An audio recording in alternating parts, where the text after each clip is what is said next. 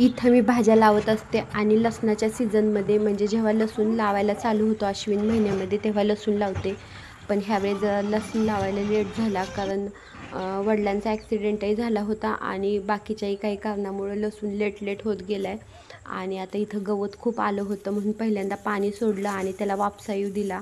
आणि आता वापसा चांगला आल्यानंतर मग ट्रॅक्टरनी चांगली मेहनत करून घेतली आहे. आणि जमीन भुसभुशीत असल्याशिवाय लसूण चांगला येत नाही.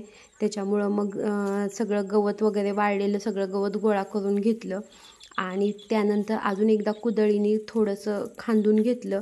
म्हणजे काही ट्रॅक्टरकडून जर काही ठिकाणी राहिलेलं घट्ट राहिलं असेल तर ते मोकळी होईल जमीन.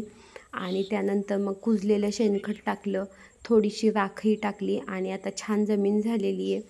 त्यानंतर मग दाताळाने ओढून घेतलं आणि वाफा बनवला आणि आता मी त्यात लसूण लावणार आहे.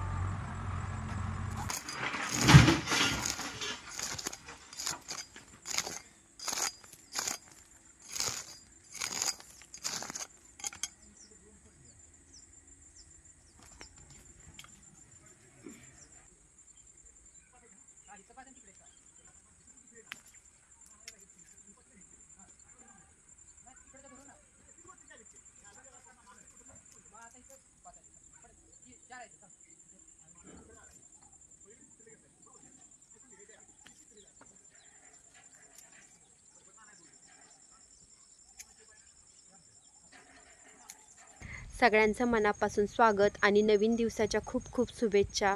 आज मी लावायला लागली आहे लसूण.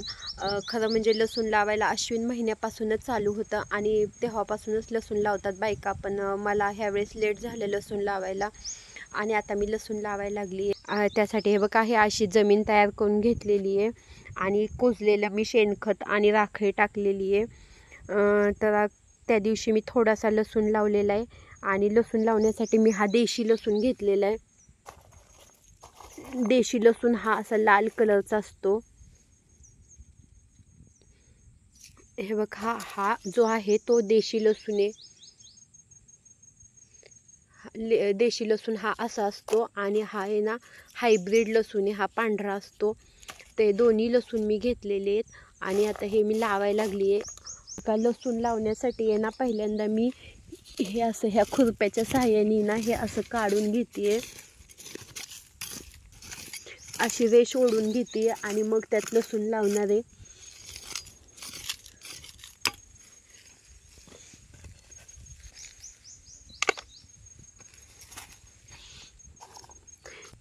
हा लसूण आहे ना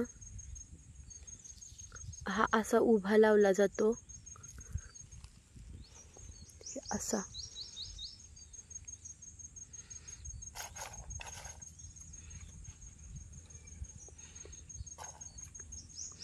मी लसूण लावण्यासाठी हे एवढं अंतर ठेवलेलं आहे म्हणजे खुरपताना वगैरे यावं म्हणून.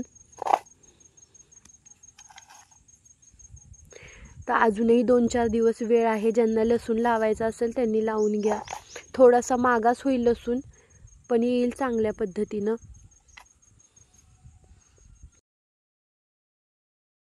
लसूण लावून माझा आत्ताच झालेला आहे आणि आता लगेच पाणीही सोडलंय.